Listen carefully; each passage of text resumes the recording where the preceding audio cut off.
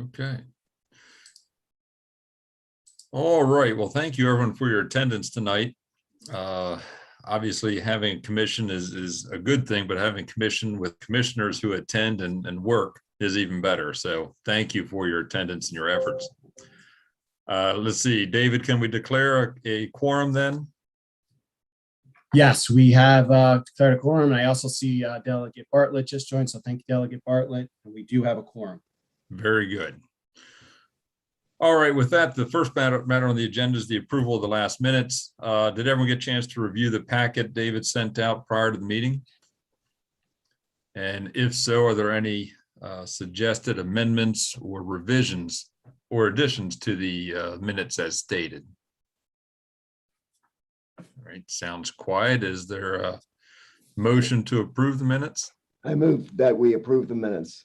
Okay, is there a second? I'll second. Very good. Any further discussion? All right, seeing none, all in favor, signify by saying aye or raising your hand. That's fine. Looks good. Look like unanimous there, David. All right, great. All right, getting on to the meat of the meeting. Let's go to Judge Avery and her subcommittee on guidelines. Judge?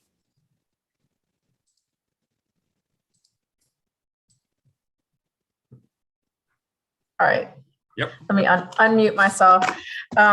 Okay, so we really have one item on the agenda for the guidelines subcommittee, and that is the approval of the recommendations by the commission to the sentencing matrices for drug and property offenses. The proposed revisions were made 2 meetings ago, and we had a discussion and then a presentation at our last meeting, and that is we're going to present in more detail to the commission now. But I will tell you that we did vote in the guidelines subcommittee to recommend adopting those revisions. It was a 3-to-1 vote. And that will be presented to the members of the commission tonight. But before we actually move to that vote, I'm going to turn it over to Dr. Soule for a presentation that he and the staff prepared to explain the proposed revisions with some background, which I hope is going to be helpful, especially for the newer members of our commission. Yeah, thank you, Judge Avery. I appreciate that. So yeah, I hope everyone can bear with me and is not okay with just taking a little bit of time to kind of give some of this background. So we, as Judge Avery mentioned, this is agenda item 4A, and this is the proposed revisions to the guidelines ranges for drug and property matrices. So before I get into the specifics of those revisions, I thought it would be helpful to start by reviewing a few of the basic principles regarding the Maryland sentencing guidelines. And first, the sentencing guidelines in Maryland are voluntary. Judges may, at their discretion, depart from the guidelines. And the voluntary nature of the guidelines emphasizes that they are designed to be a tool to help inform sentencing decisions, and they are intended to complement rather than replace the judicial decision-making process. The guidelines are also intended to be primarily descriptive, and that is that the guidelines are intended to describe or reflect actual sentencing practices. The descriptive nature of the guidelines means they also are not intended to be static, rather they are dynamic, and the guidelines may be amended when the data indicate that sentences are not consistent with the recommended ranges. So what do we mean by descriptive guidelines? Descriptive guidelines are those that are informed by analysis of actual current sentencing practices. Guidelines that are primarily descriptive are not intended to tell judges how they should sentence. Rather, they are intended to illustrate to judges how their colleagues are sentencing on average for a typical case. And this is accomplished by analyzing recent historical sentencing data and using that data to inform or describe the guidelines ranges. Now, given the primarily descriptive nature of the guidelines, it is important to examine if sentences are consistent with the current guidelines ranges. Guidelines compliance review is statutorily required by the Commission's enabling legislation, and it is one of the primary responsibilities of the Sentencing Commission. The Commission's annual reports provide detailed analysis of compliance with the guidelines by crime category, judicial circuit, and other measures. Additionally, the Commission periodically completes a more detailed cell-by-cell analysis every 3 to 5 years. And I'm going to take a moment to describe what is meant by a cell-by-cell analysis. A cell is the grid intersection of an individual's offender score and offense seriousness category for drug and property offenses, or offense score for person offenses within the respective sentencing guidelines matrix. Let's consider an example of a cell range from the current matrix for drug offenses. As I've illustrated here, this is a partial view of the current drug offense matrix showing the recommended guidelines for seriousness category 7 drug offenses. Now I have circled the cell which illustrates the corresponding grid intersection for offender score 3 and seriousness category 7 offense. And this indicates a recommended guidelines range of P, or probation, to 1 month. The cell-by-cell compliance analysis reviews data for sentences from each of the intersecting grid cells of the 3 matrices to consider whether changes to the guidelines are warranted. The last such review was concluded in December 2015 with the Commission's decision to revise the drug matrix for seriousness category 4 and 5 drug offenses, and those changes were adopted July 1, 2016. At its April 2021 meeting, the Guidelines Subcommittee initiated the Commission's current cell-by-cell analysis. The current review examined single count sentencing data from calendar years 2018 to 2020. Now, this timing allowed for the collection of 3 full calendar years of sentencing guidelines data following the Justice Reinvestment Act and corresponding October 2017 revisions to the seriousness category for many common property and drug possession offenses. The current analysis looked at average sentence and compliance by cell. Now, as I noted here, we looked at strict and regular compliance. As a reminder, strict compliance considers a sentence compliant only if the sentence, not including any suspended time, falls within the recommended guidelines range, while regular compliance provides additional allowances for sentences involving corrections options, guidelines compliant binding pleas, and credited time. As a first step in the review, the subcommittee examined both regular compliance and strict compliance cells for each of the current matrices, with particular attention paid to cells with rates below the 65% benchmark standard and those with a sufficient sample size of at least 50 cases. So let's review what we mean when we talk about the 65% benchmark standard. The descriptive nature of the guidelines originated from the Judicial Committee on Sentencing that first developed and proposed guidelines to the Maryland Judicial Conference. In 1991, the Sentencing Guidelines Revision Committee of the Judiciary's Guidelines Advisory Board established an expectation that 2/3 of sentences would fall within the recommended sentencing range, and when sentencing practice resulted in departure from those ranges in more than 1/3 of the cases, the guidelines should be revised. So based on this previously adopted policy, the Sentencing Commission adopted its own goal of 65% as the benchmark standard for sentencing guidelines compliance. So let's talk about some of the findings that from the current analysis. The first step of the review was reported to this commission at the May 2021 meeting. To recap, the first step considered compliance and strict compliance by matrix and cell. The primary takeaway that was that most of the cells with at least 50 cases are meeting the 65% compliance benchmark with regular compliance, with respect to regular clients. Regular compliance is below the 65% benchmark in only 2.2% of cells across all 3 matrices. However, when considering strict compliance, more than 1/4 of the cells have compliance rates less than 65%. In the majority of non-compliant cells, departures below the guidelines exceeded departures above the guidelines. The guidelines subcommittee discussed the findings at its April 2021 meeting and agreed that the next step in the review was to examine where the middle 65% of sentences falls for each cell. By identifying the middle 65% and considering revisions to more closely align with the middle 65%, we can achieve two things. First, we know that the 65% compliance benchmark will be met if we identify the range that captures the middle 65% of sentences. Second, we know that the middle 65% will reflect the average or middle for a particular cell while excluding outlier sentences on either end of the range. Accordingly, the guidelines will help inform about the average for sentence for a typical case. Now, this graph illustrates the middle 65% for the intersecting grid cell of the drug matrix for seriousness category 3B offenses with an offender score of 1. The blue portion of the graph illustrates the 496 sentences in calendar years 2018 through 2020 in this particular cell. As you can see, the majority of the sentences fall in the range between 0 to 18 months. And although not illustrated on this graph, another 17.5% of sentences are either at 0 months and an additional 17.5% are above 18 months at the lower and upper end of that middle 65%.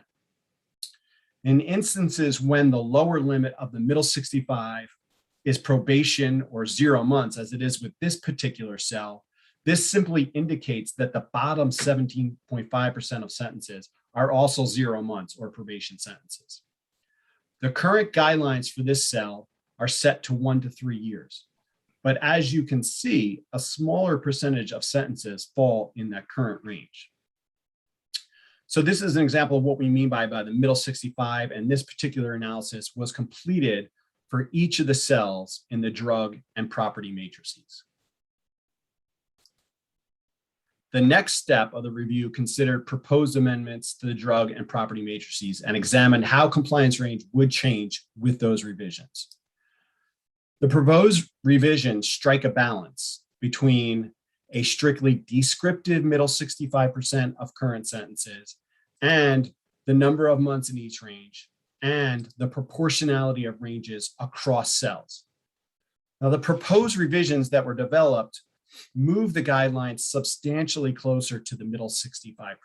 However, they do not correspond strictly to the middle 65%, as they also offer proportional incremental increases growing across the matrix, which represents the offense seriousness, the offender criminal history score, and down the matrix, which represents the offense severity scores.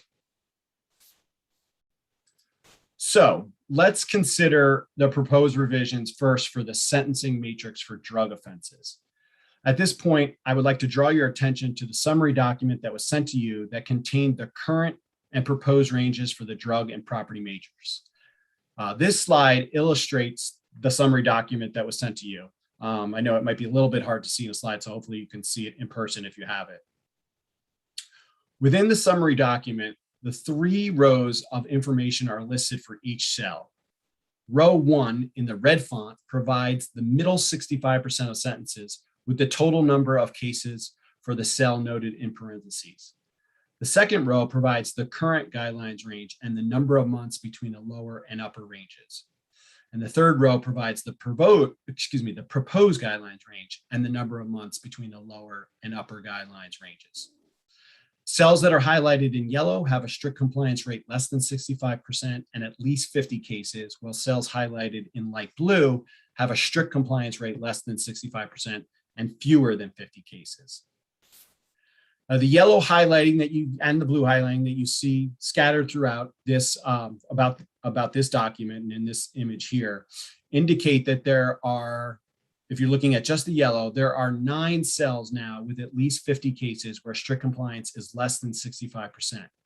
This is compared with 15 cells in the current matrix that would meet that same metric, meaning more than 50 cases, less than 65% compliance. So the proposed revisions would result in more compliance with the guidelines. And although it's not illustrated here, all of the revised cells with 50 cases or more would have a regular compliance rate of greater than 65%. So I know this is a lot of information to look at for one slide. So let's take a closer look at just one cell. And I picked the cell corresponding with an offender score of 1, as illustrated here, and a seriousness category of 3B. So we're going to be looking at this cell and pulling this out and looking at it a little bit closer. Again, this is the cell I highlighted is for category 3B drug offense with an offender score of 1. The first row of the cell indicates the middle 65%, which is probation to 1.5 years or 18 months. And the number of sentences in this cell during calendar year 2018 to 2020 was 496 sentences, as shown in parentheses. The second row indicates the current guidelines range is 1 year to 3 years with 24 months between the lower and upper ranges. And the yellow highlighting indicates that fewer than 65% of sentences are within that range. The third row indicates the proposed range, which is now probation to 18 months. And the absence of yellow highlighting there indicates that at least 65% of sentences are within that range. So accordingly, again, the proposed ranges would change this cell so that more than 65% of sentences would become strictly compliant with the guidelines. So let's consider the same thing, but the proposed revisions for the property offense matrix. Again, just looking at this in a whole, you can see the yellow highlighting here indicates that there, with the proposed revisions, are 6 cells with at least 50 cases where strict compliance is less than 65%. And that is compared with 14 cells in the current matrix. So the proposed revisions would take that number down considerably. Further, all the revised cells with at least 50 cases would have a regular compliance rate of 65% or greater. And now again, let me highlight one cell to take a closer look at the property matrix. And this time I picked a cell corresponding with an offender score of 3 and a seriousness category of 6. So we'll be looking at this particular cell right here. This is for this particular cell. Again, the first row indicates the middle 65%, which is in this case would be probation to 1 year. And the number of sentences in this cell during the calendar years we looked at, which was 56. So this wasn't a huge number of cases here. That number is shown there in parentheses. The second row indicates the current guidelines range, which is currently 6 months to 2 years with 18 months between the lower and upper ranges as shown in parentheses, and the yellow highlighting, again, indicating that fewer than 65% of sentences are within that range. The third row indicates the proposed range, which would be probation to 1 year, which you see does also mirror the middle 65% in this instance. And the absence of yellow highlighting indicates again that at least 65% of sentences are within that range. So the proposed ranges would change the cell so that more than 65% sentences are strictly compliant with the guidelines. So before we call for further discussion, I thought it might be helpful to first address a few common questions that have been raised regarding these proposed revisions. And the first question is, are the proposed revisions intended to reduce sentences for drug offenders, particularly those convicted of drug distribution? And the answer is the proposed guidelines revisions are not intended to reduce sentences, and revisions to the guidelines are not intended to change sentencing. Rather, the proposed revisions amend the guidelines to more accurately reflect actual sentencing trends or recent sentencing trends. In other words, the proposed revisions more closely align the guidelines with how judges are currently sentencing. The proposed revisions still provide a broad range which offer flexibility and discretion to the judges while remaining within the guidelines. I want to emphasize that the guidelines are not intended to say what judges should do or what sentences the state should recommend. The guidelines are intended to reflect the average sentence that is actually imposed or those that have actually been imposed based on analysis of sentencing guidelines data. Further, I think it is important to remember that the guidelines remain voluntary and judges retain the option to sentence above or below the guidelines when the facts of the case call for an increase or decreased sentence. The second question is, do the proposed revisions reflect sentence discounts due to the COVID-19 pandemic? And the answer is no. At the request of the subcommittee, the staff specifically examined this question.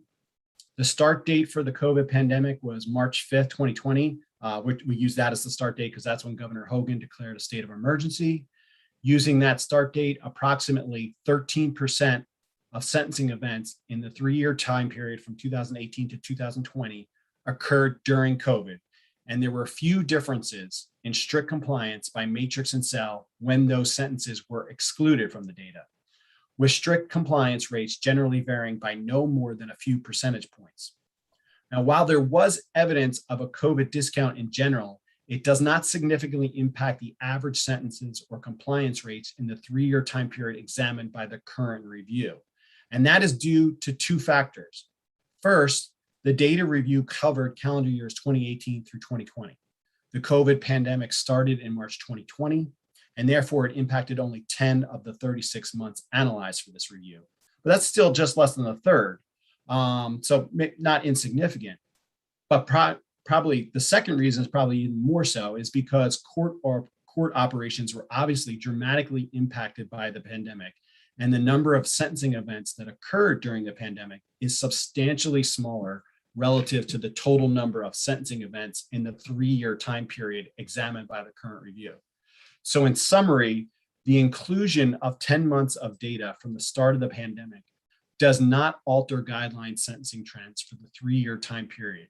And therefore, we decided to include all sentencing events for the current review so we can maximize the number of events to help inform the data and help inform the commission decisions.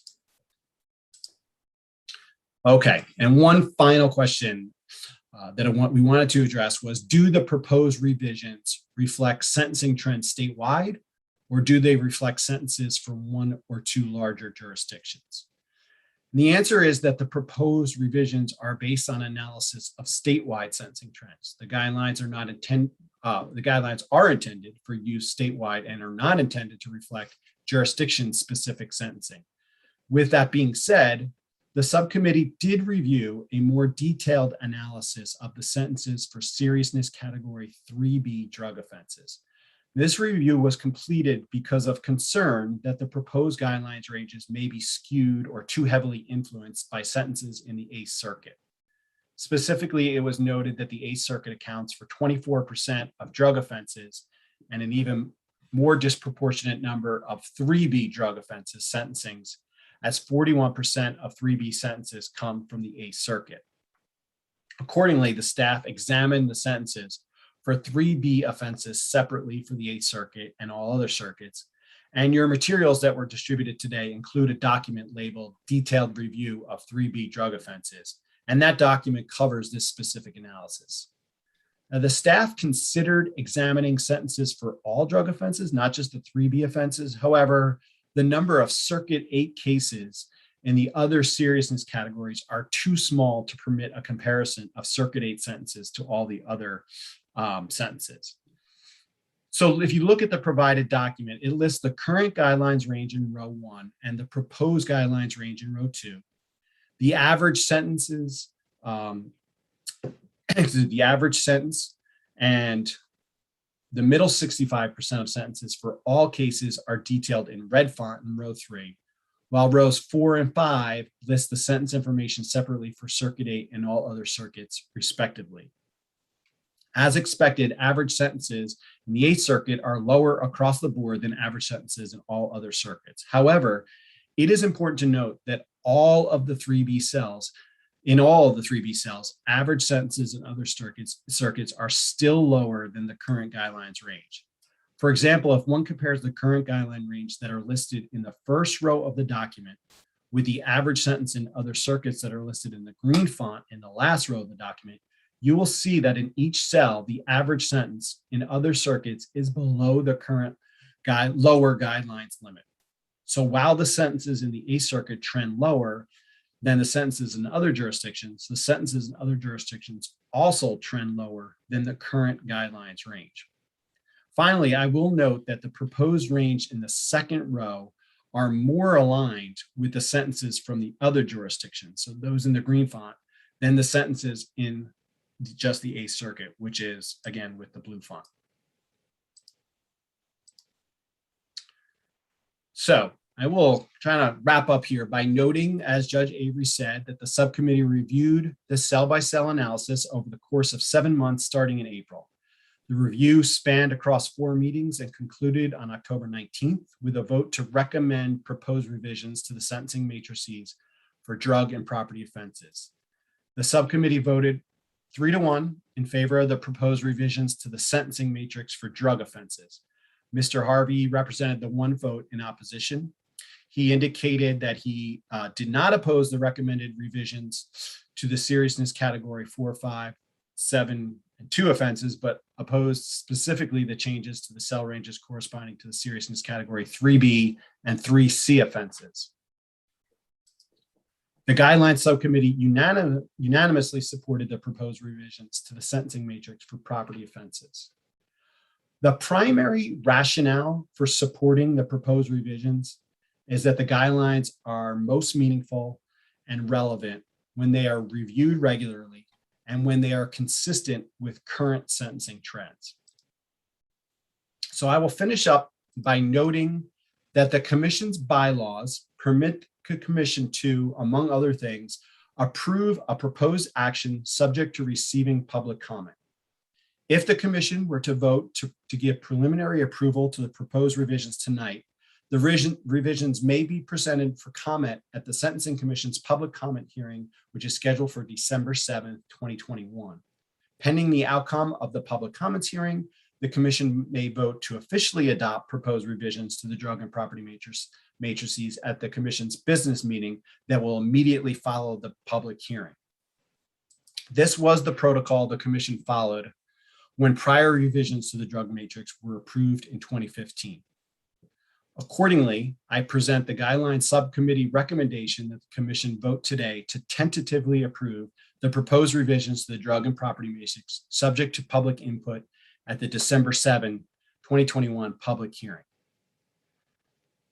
And I will end my report on that note.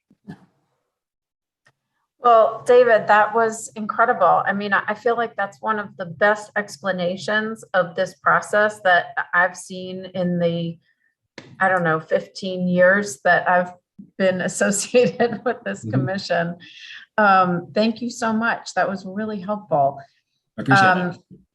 I want to open this up for questions, and they don't necessarily have to be questions with regard specifically to these proposed revisions. But if you have questions about this presentation at all, now would be a good time, because if you need a better understanding of how this process works,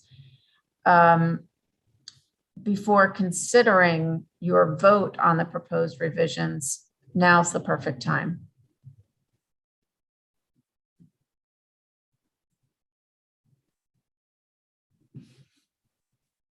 I don't see any hands.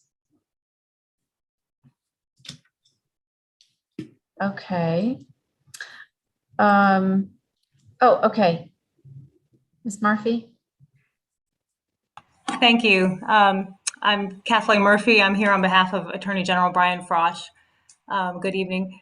And thank you, David, for the presentation. It answered a lot of my questions. But one question I had is whether the data or the analysis accounts for the types of cases that may be represented in a particular cell. And I can kind of give you an example of something I was thinking about in looking at the property offenses. So seriousness category 3 property offenses include theft over $100,000, which this is going to get into the weeds some, but okay. that theft over $100,000 could represent a lot of different scenarios. So part of the issue is with our how to account for that. The statute itself doesn't account for the different scenarios that may be represented here.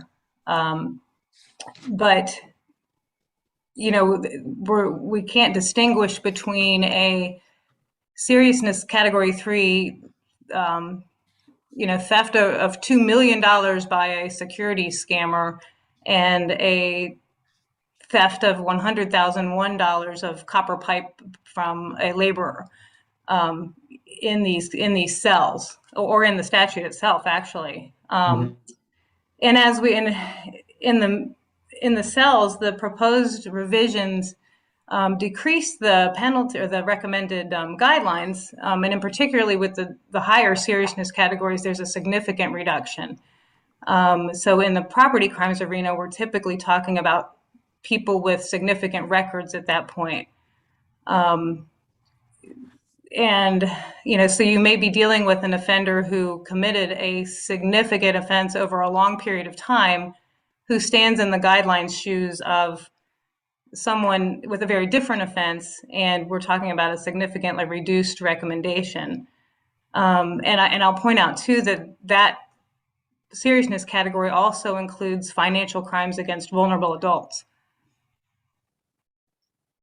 So I don't know if the data, if we know if these crimes have been represented in the data, those cases typically take longer to charge and put together, and they're probably charged less frequently. So I'm guessing, although I could be wrong, that there are not as many of those represented in the data. And I don't have a real solution. It was just a question that came to mind and a concern that I had about some of the significant reductions applying to some of the more serious cases in that area. No, I appreciate that that question, Casey. I mean, I think the point you're making is an excellent point. You were alluding to this. I just was trying to find my document real quick. The overwhelming majority of offenses in those category 3 property offenses are first degree burglary. So that is driving the numbers there overwhelmingly. There are few, if any, convictions for the next most common offense conviction in that category is felony theft, 100,000 or greater, and then followed by first degree arson.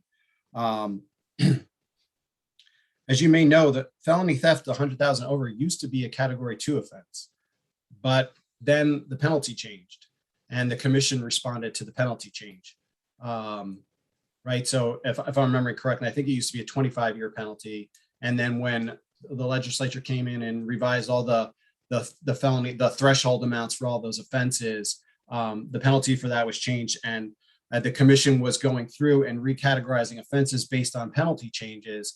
That offense was moved up from a 2 to a 3 to be reflective of its penalty, which is a 20-year statutory max, similar to first degree burglary. So that doesn't really answer your question, except for to say, I mean, the commission categorizes offense and groups them together based primarily on the maximum penalty. And given that that's a maximum penalty, that's why it's categorized. It's put in the same seriousness category as those first degree burglary cases. So long story short, I can't tell you, how much impact the felony theft cases have in that particular range, but most of the sentences would be reflecting those for first degree burglary. Thank All you. right, Mr. Fincy? Can I just add to your response, David, that paragraph 14.3 of the current guidelines, the departures above the guidelines range, provide for departures above where the level of harm was excessive, or there are special circumstances of the victim, or there is an abuse of a position of trust, or where the offender committed a white collar offense, which I would think any of those 4 might apply to the examples that Ms. Murphy has made in this in her explanation for her concern. So clearly the guidelines provide for above guideline sentences in scenarios that were made examples in that discussion. Casey, I see that you still have your hand up. Did you want to? Okay, respond to that. Okay. Let's see, anyone else want to comment on the presentation or question? Mr. Harvey's hand is up, Judge Avery. Okay, I guess I'm not seeing it, but okay. Mr. Harvey? Well, first of all, David, I want to commend you on your presentation. It was very clear, and I certainly am now in a position to understand exactly what we're doing here. Nevertheless, I wanted to express my concern as I expressed it in the subcommittee with respect to the proposed revisions of category 3 drug offenses. As you know, these categories involve individuals convicted of felony drug offenses to include importation, distribution, possession with intent to distribute drugs, including your opiates, your heroin, fentanyl, prescription painkillers, and the like. So this category includes people that are, I'm generalizing, but not your drug addicts, but your drug dealers. The proposed revisions lowers the guideline range for these offenses across the board. And on behalf of my constituent group, the Maryland State's Attorney Association, I think there are two problems in this area. First of all, I think we're sending the wrong message to the public by proposing a reduction in the guideline range for these offenses. I pick up today's Washington Post editorial page. I read that under the title, U.S. overdose deaths are soaring, quote, from March 2020 to March 2021, overdose deaths are up 30% over the previous 12 months and are now at an all-time high. With these kinds of numbers, is it really the right time for the guidelines committee to be suggesting a reduction across the board for guideline offenses involving drug distributors, the people that are distributing the drugs that are in fact killing these people? The second problem that I see, which was addressed with respect to the statistical data, is that I believe it is skewed downward somewhat by what is occurring in Circuit 8. If you look at the sentencing matrix for 3B drug offenses, rows 4s and 5, you see that significant number of drug cases coming out of Circuit. There are a significant number of drug cases coming out of Circuit 8, and the sentences actually being imposed in Circuit 8 are substantially lower across the board than what you see in all the other circuits. So my position as State's Attorney for Calvert County, representative of the Maryland State's Attorney Association, is that I cannot support proposed revision for category 3 offenses. Thank you.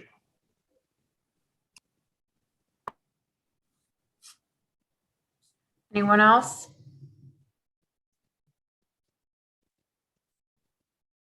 I thought maybe I would take Mr. Harvey, I appreciate your input and stuff. I do think with respect to the data, I would just note that everything you said is completely accurate. And I'm not disagreeing with anything except for the fact that the proposed ranges in the document that you referenced, which again is the detailed summary of 3B offenses, the proposed ranges are in that second row. If you look at the proposed ranges, they align almost directly, and in some cases are more stringent than the average sentences from the other circuits, which is the row 5, which is in the green font. So to that extent that the proposed ranges are not being revised down to reflect sentences from any particular jurisdiction, but they are more closely aligned with those from all the other jurisdictions if Baltimore City is excluded.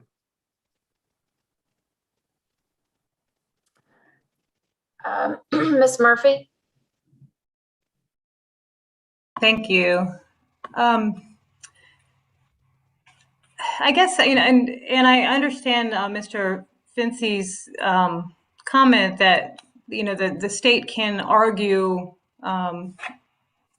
for a sentence above the guidelines in particularly serious white collar offenses and other situations similar to that. But I think my concern is that, it sounds like we're inadvertently lowering the guidelines for underrepresented offenses. And in particular, the financial crimes against vulnerable adults. That was not listed in the crimes that David pointed out as being the bulk of category 3. And, in those crimes by their nature involve vulnerable adults, obviously, although they're not considered person crimes. Right. So I guess one way to maybe correct that would be to undertake a study of the specific crimes in the property categories to see, if there are underrepresented offenses that maybe, I think we can all agree that a financial crime against a vulnerable adult is quite different from a burglary, and often treated very differently in outcomes. But I am concerned about continuing to push the guidelines lower for some of the more egregious offenses in that category.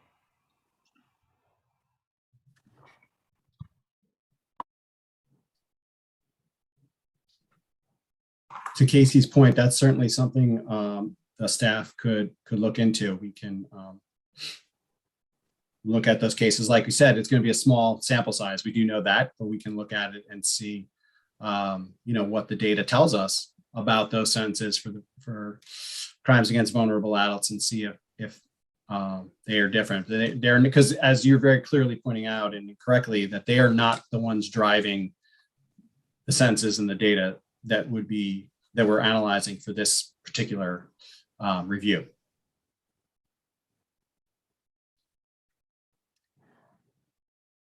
So, I mean, Ms. Murphy, is this an issue that you think is something that is going to be an obstacle to you voting for the recommendation, or your boss voting for the recommendation? Or is it something that maybe we can address the research issue down the road?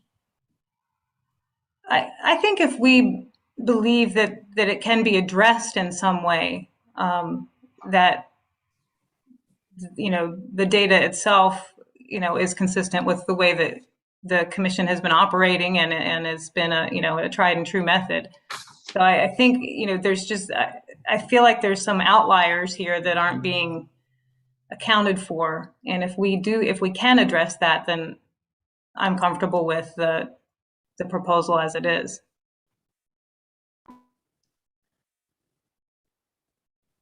I mean, I think it's an interesting issue that you raise. It's not something that I've thought about before now, to be honest with you. And I would be interested to know to what extent there may be a disparity within those categories. That really kind of goes to, in some ways, fundamentally how we categorize the offenses. I mean, certainly sorry to interrupt, Judge Avery, but certainly there's precedent here. We just did this similarly, right? We identified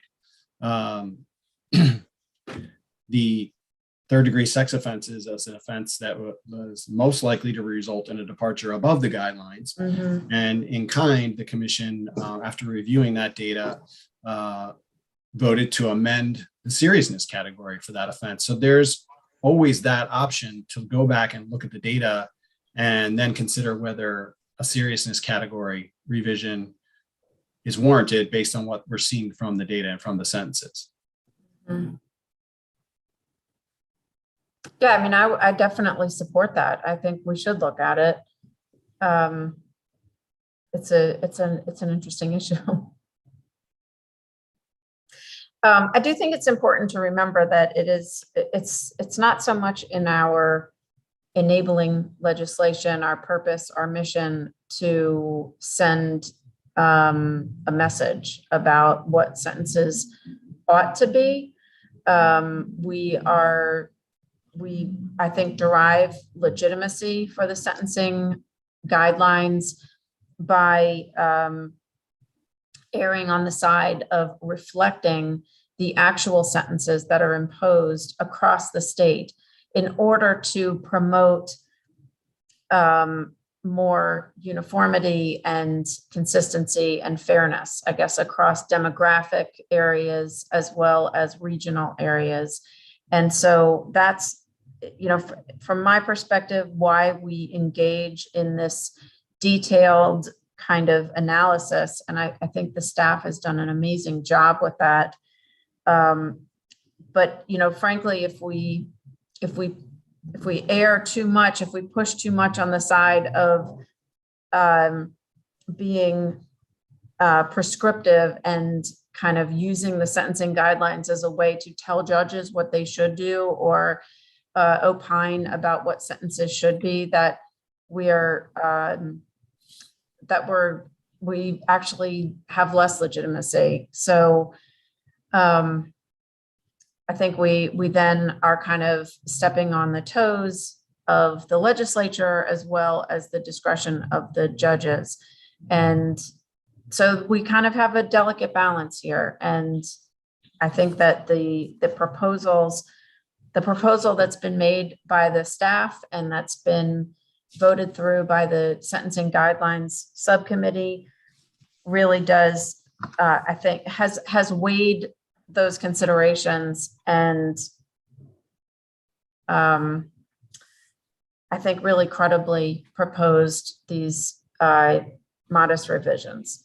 So if there are no other questions or concerns, I think we should go ahead to a vote. I agree, Judge Avery, and you know, I guess just further comment on what the judge has indicated. You know, one of our goals in the sentencing guidelines is to be transparent across the state in the criminal processes. And I know we can't always parse out, or I guess we can fall into the trap of putting too minute a grouping of cases or types of crimes into a single category and make the matrices even larger than they are now. We can identify specific ones like third-degree sex offense, perhaps vulnerable adults as well, and certainly change them from you know, bowls of fruit where they don't fit, so to speak. But overall, this is a reflection of what the judges are doing, and you know, to the extent it helps guide judges, I think we see that it does, and to the extent that it helps inform people of individual counties and the state at large, I think we're seeing that it does that too. And when it comes to sentencing, you have critics on all sides and very few who agree with it. And I think, you know, if the guidelines are reflective of what the state is showing through its judiciary and people are commenting on it, then quite frankly, they're doing its purpose. They are drawing attention to such an important part of our justice system. And the more dialogue we have on that, I think the better. These revisions, I do agree, are not major. They are significant because of the types of crimes, but they're not major revisions in 50% or having them. But they are important because they do reflect what we as judges have been doing over the last few years. And I think that's ultimately the goal of the guidelines. Whether they should remain as they are or the scheme change, that's up for Annapolis and the legislature and the governor, not this commission. So I do support Judge Avery's position and basically motion to approve the changes, revisions as indicated. I second it.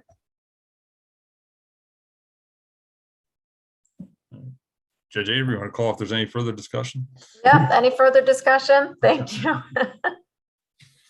All right, I'm scrolling through to look for hands. All right, hearing none. If we could, Judge Avery, if we could, I see. All right. if we could, on a video conference, I think it's a little bit easier if we could just, we have a motion and we have a second, and that motion was to accept the guideline subcommittee recommendation to adopt the proposed revisions to the sentencing matrices for drug and property offenses. I think what we've done in the past that's worked well is we could ask if there are votes in objection to this motion.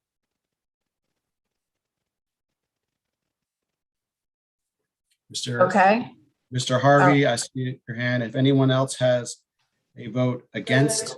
Hold on one second.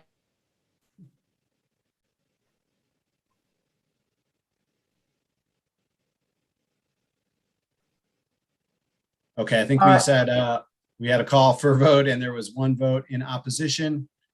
And then if everyone else could just respond if you're in favor of the motion, if you could just signify that by raising your hand in favor of the motion.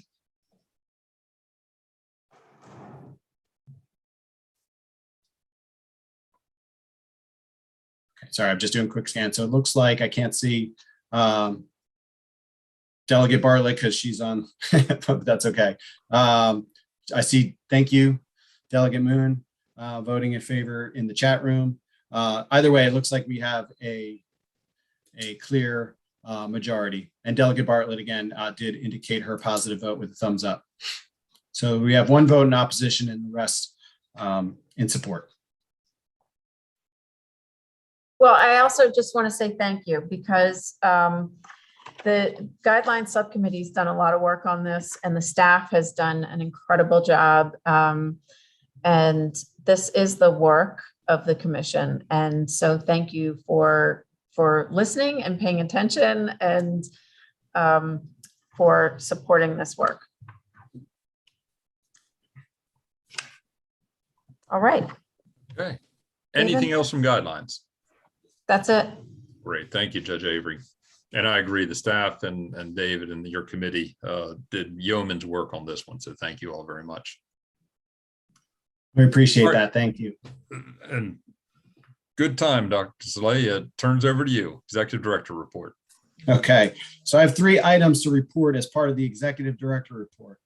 The first is in light of the Commission's consideration of policy issues that have the potential to impact the correctional population, one of our newer Commission members, I think, made an excellent recommendation and asked if a trip to a correctional facility could be arranged to help frame these many policy decisions. And fortunately, Secretary Green is not on the call today or on video today, but I have communicated with him and he graciously agreed to arrange for a group of Commission members to visit correctional facility, really anywhere the group would want to go at any time. He was very gracious and said he will make the arrangement and make it work. So we proposed dates for this visit of a Monday, November 22nd or Tuesday, November 23rd.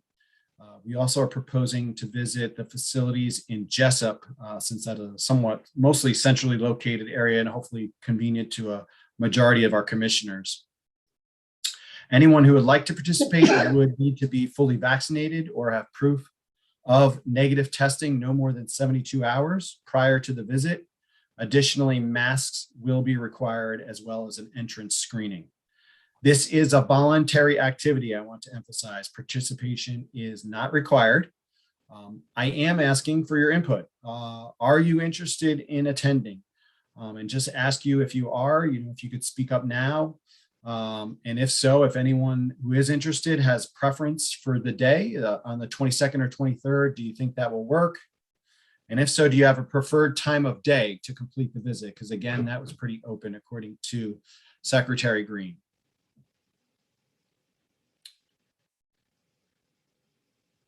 Just looking for input on anyone on whether there are any preferences for those dates.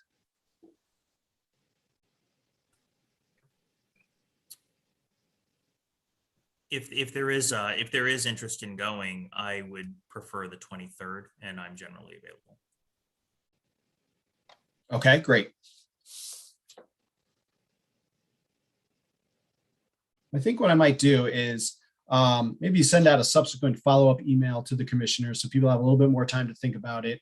We'll present 23rd as the first option and get out some potential time frames. And we can go from there. Does that sound good? Okay, great. The second item that I wanted to report on is the Maryland Judiciary's Equal Justice Committee, through its Community Outreach Subcommittee, is hosting community forums across the state to increase understanding of the courts and their services while learning the community's needs and wishes and ways in which the courts can provide better service. On Thursday, November 18th of next week, the Community Outreach Subcommittee will host a virtual forum for Anne Arundel County on sentencing, but anyone is able to participate in this forum if you're interested. I have been invited to participate as a panelist for this forum, along with Judges Morris and Clavins and Butcher from Anne Arundel County, the state's attorney, the district public defender, the court clerk, and Dr. Kareem Jordan, who is the Director of Diversity and Inclusion at American University. The forum will be in the evening starting at 6:30 p.m. If you are interested, you can register to participate. There is a link on the news and information page of the commission's website, which is MSCCSP.org. So you can grab that. There's a PDF that discusses what the forum covers, and you can also send that to anyone that you feel may be interested. The final item I will review is just to go over the format for the upcoming public comments hearing. As a reminder, and we discussed earlier, the commission's, the public comment hearing will be scheduled for December 7th, starting at 5 p.m. The commission's enabling legislation requires the commission hold an annual public comments hearing, and that will be followed immediately by a regular business meeting. As we discussed this year, we will use the public hearing as an opportunity to call for comment on the proposed revisions to the sentencing matrices for drug and property offenses. The commission staff will distribute a public comments hearing invitation and call for public comments on the proposed guidelines amendments shortly after today's meeting. Tomorrow's a holiday. We don't like to send things out on Friday, so we'll probably send it out Monday morning. The proposed revisions will be posted to the commission's website. There'll be a link in the invitation, et cetera, so people are able to view the proposed revisions. The hearing invitation and call for comment on proposed revisions will be distributed to key criminal justice stakeholders throughout the state, and also will be distributed to the more than 1,000 criminal justice practitioners who receive the commission's electronic newsletter, the Guidelines e-News. In addition, the hearing will be announced on the commission's website, the Maryland Register, the Maryland General Assembly's hearing schedule, and through press release by the Department of Public Safety and Correctional Services.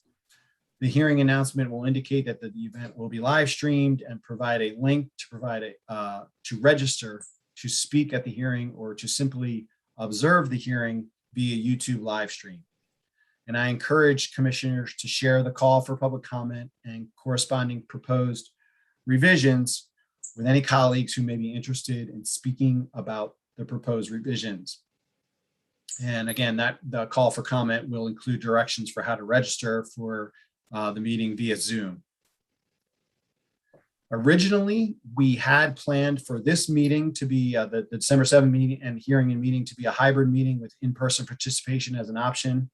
However, due to concerns that I raised about the logistics of successfully completing a hybrid meeting, and particularly about the audio quality that I've observed while observing other meetings that were hybrid meeting options, I discussed this with Judge Wilson, and we decided to proceed with a strictly online version. So this will be a strictly online video conference platform, just as we've done with our last few meetings since the pandemic started.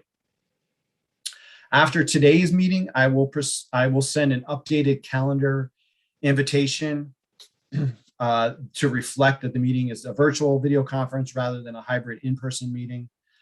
Please note that the calendar invitation will not include the standard Zoom meeting link like it typically does. Instead, the staff will register all commissioners for the public meeting in Zoom. We will complete that registration for you. You will then receive an individualized email from Zoom, although it will have my name on it from the line. It'll say David Sulaib, and it'll have like a Zoom address. You'll see. You'll receive that. That will be your own individualized link for the meeting. So please save that email and add the link to your calendar so you have it readily available for the December 7th meeting. And we ask that you not share that Zoom link as it's individual to you.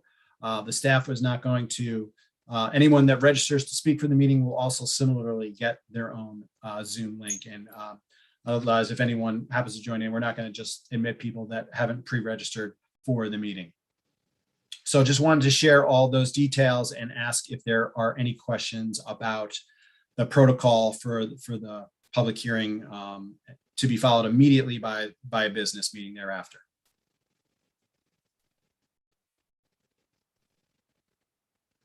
Okay, well, thank you. That concludes my report. All right, thank you, David. Is there any old business anyone wishes to review? Or new business that we haven't discussed today? All right, well, with that, thank you all very much for your attendance and participation. I am looking forward to our public comment special session on December 7th. Hopefully we'll get people to tune in. I know it's difficult. But anyway, thank you all very much. And if there's nothing further, we are adjourned.